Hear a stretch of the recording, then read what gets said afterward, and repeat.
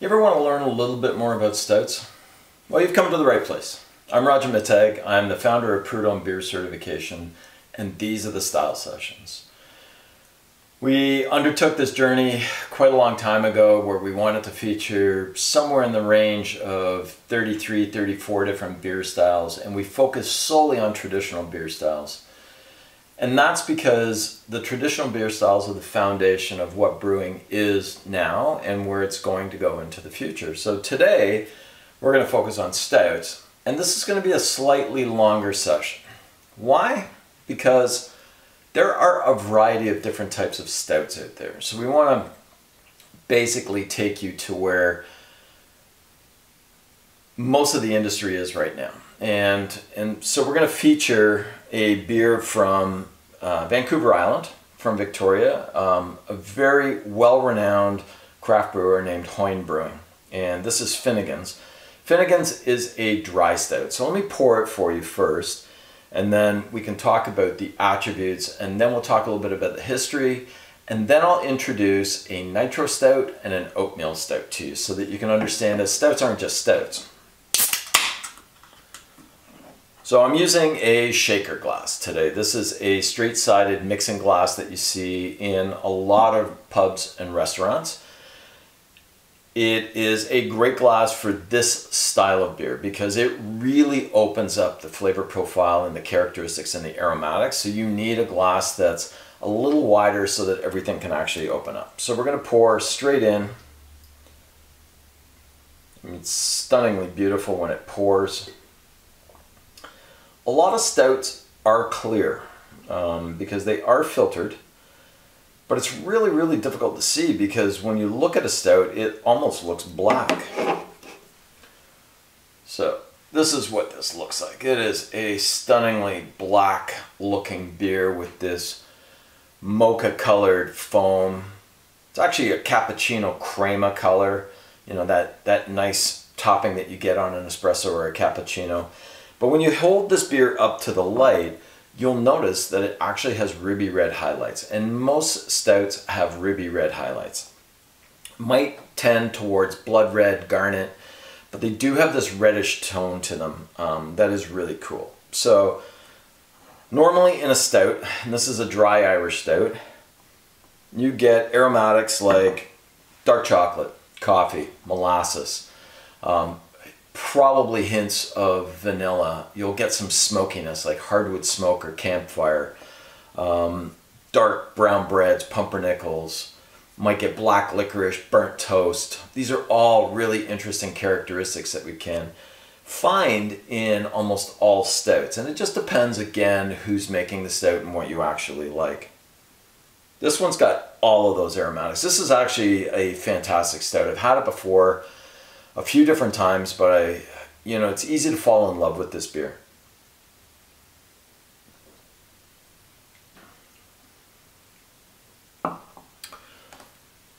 Nice mouthfeel, very dry, lots of coffee, chocolate flavors in the mouth. Finish is moderate to long. It takes a little bit more time to leave your mouth, and it does have a long aftertaste to it, but the aftertaste has a slight coffee and dark chocolate bitterness to it. So it's not overwhelming. It's really this nice gentle beer that you can actually take your time, sip on, enjoy with a variety of different foods. Flavor profile wise, it's probably a little bit more toned down than the aromas. On stouts, you typically get far more aromas than you do flavors. On this particular one, I'm getting lots of dark chocolate, coffee, a little bit of that burnt toast molasses look to it. So let's talk about where stouts came from. So the original term stout goes back to 1703, and the use of the term stout goes back into the 1600s and even before that, because the way the term was used was to describe higher alcohol in beers or more robust kind of beers.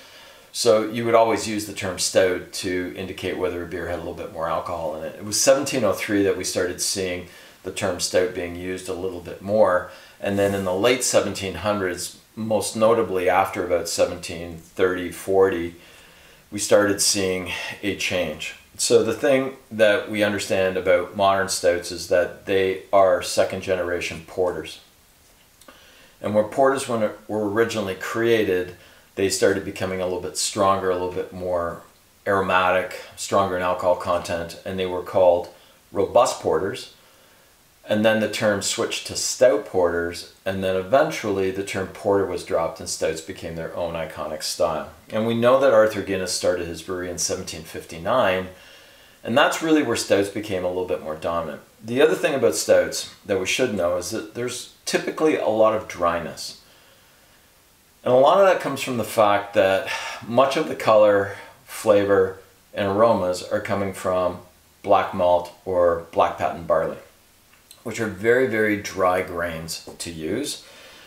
But the reason that brewers used those grains was because there was a malt tax in England in the 1700s, and most likely even into the 1800s. And that malt tax charged more money for the amount of starch and sugar that was available in the grain itself.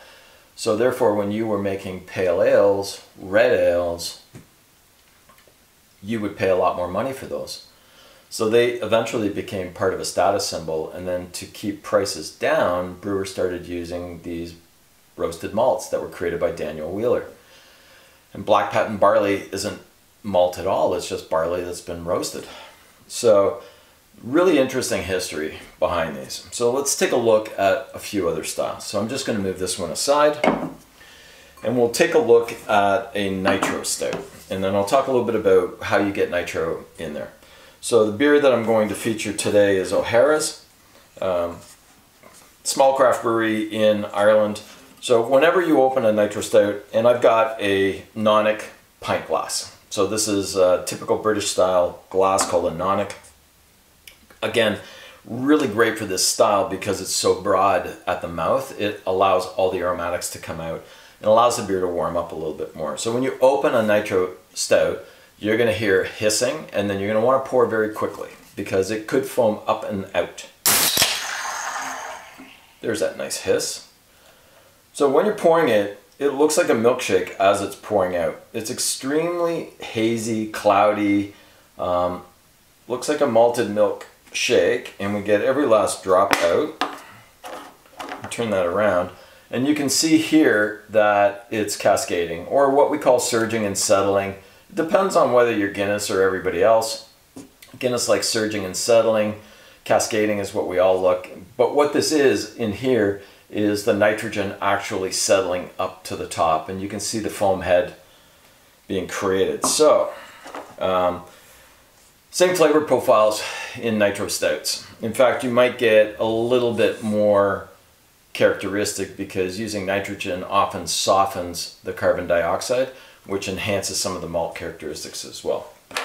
So in 1982, Guinness came up with an invention, a patent that they created called the widget. And the widget is filled with nitrogen. It goes into the can is then filled, and then it's sealed. The nitrogen gets released when the atmospheric pressure upon opening the can forces the widget to open a small valve at the top, and so the nitrogen then goes into solution. That patent is now up. Sometimes you see, so this ball is free floating, and you can hear it in some beers like Guinness. You might hear it in Kilkenny as well, but a lot of other breweries have this, which is a fixed widget. And that's what's in O'Hara's. So this is now at the bottom of the can. Same kind of process. You fill it up with nitrogen. It releases the nitrogen when you open the can. That's why you hear that hiss. And this is a third widget that I found, and I can't even remember where I've got this from, but there are a variety of different ones. We're starting to see brewers in North America not even go to the widget because clearly adding something like this is going to add expense into your beer. So we see a lot of brewers now that are adding nitrogen into their beers, and there's this subtle shaking going on that you can do with a can. You don't have to rattle it, but you're going to shake it a little bit. So the big difference between a nitro stout and a regular stout is, first of all, you can see that the foam difference is a little bit different. So this one is definitely that mocha colored. This one is more French vanilla colored. It's really thick, really dense. You will not dissipate this at all throughout the entire glass.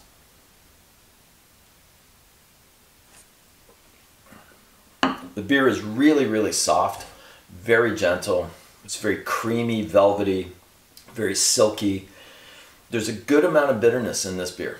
So a lot of times you're going to get that longer to moderate finish and then a longer aftertaste. But now I'm really starting to get like espresso coffee and chocolate covered coffee beans. And that's what's sitting in my palate right now. So it's a really nice, warming, interesting beer to just hang on to and sip. The reason that nitrogen is added into these beers is to replicate what you would get on a cask back in the UK.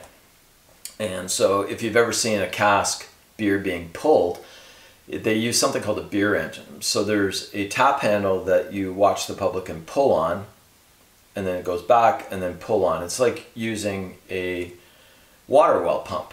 And so when you're pumping on a water well, what you're doing is forcing air in as the counter pressure system, and it works the same way with a beer engine and when you're pulling on cask beer. So what you're doing is using air as the counter pressure system, which forces the beer back up out of the tap into the glass. And air is 70% nitrogen and has this really soft, velvety characteristic to it when used with cask beer. So the intention of creating nitro beers is to give people the opportunity to taste beer in the way it was more traditionally back in the UK. So we see a lot of this now. The benefit of having a nitro beer is that you're not ingesting any carbon dioxide, so they tend to be very smooth, very easy to drink. You don't get filled up on them. They tend to profile the malt characteristics a lot more than they do anything else. I find sometimes with carbon dioxide, it tends to create a cleaner mouthfeel, so you don't have as much there. It makes it a little bit more thirst quenching. All right, so we've gone with traditional Irish stouts, dry stouts, nitro stout, and now I'm going to show you one more beer, and that is from St. Ambroise, or the McCausland Brewery in Montreal, Quebec. This has always been one of my favorites. It's a really, really intense black color. This is an oatmeal stout. We also have things like oyster stouts and milk stouts. Milk stouts use lactose to create a bit more sweetness in the body of the beer. It tends to diminish some of the bitterness in there. And oatmeal does roughly the same thing. So when you add oats into the beer, what you're going to get is a little bit more of that cereal kind of context. So if you think about, you know, oatmeal or rolled oats, you get the same kind of profile. So this is an intensely black beer with slight reddish tones to it. And in this case, the foam is mocha. I'm using this sensoric glass because I love this glass because it really allows me to envelop the beer and the glass with my hand. It's got this great mocha colored foam on it. It's really rich, really dense. It's quite smoky, this beer. And like I said, these are the kinds of characteristics that you can get in a lot of stouts. So you're definitely going to get the coffee, the chocolate, the smokiness. You might get a little bit more vanilla. But the oatmeal on this one is going to bring in a little bit more sweetness. It's going to bring in that chocolate macaroon kind of characteristic that you get on the nose. It's a lot more bready.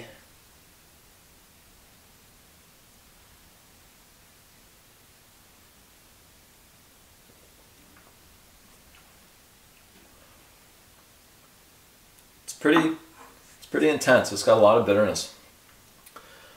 Which is not necessarily a bad thing. It depends on you as an individual and what you're actually having with food. It tends to warm up a little bit more, so you're going to drop some of that bitterness down. But these are great examples of a really unique style that we see not all year round. I think a lot of places think that you should only have dark beers when it gets cold, which I understand.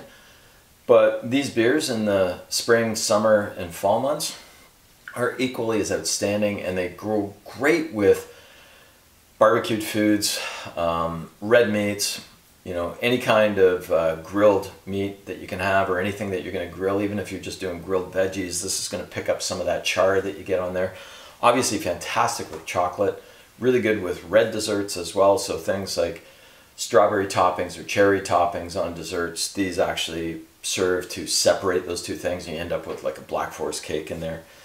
But really iconic style. We are in a few weeks going to cover the Imperial Stout so that you can understand what the history is on Imperial Stouts, where they came from and what kind of flavor profile they have, because they're slightly different than these. Same kind of color process, but you know, slightly different. Anyway, I'm glad that you've joined us again for our look at traditional beer styles and a look at stouts. And next week we're going to take a look at an iconic style of the British IPA. So we're going to take a look at India Pale Ales, give you a bit of a story on how India Pale Ales came to be, and then take a look at what I think is one of the most iconic British Pale Ales in the marketplace. So look forward to seeing you next week. Thanks for joining us on the Style Sessions.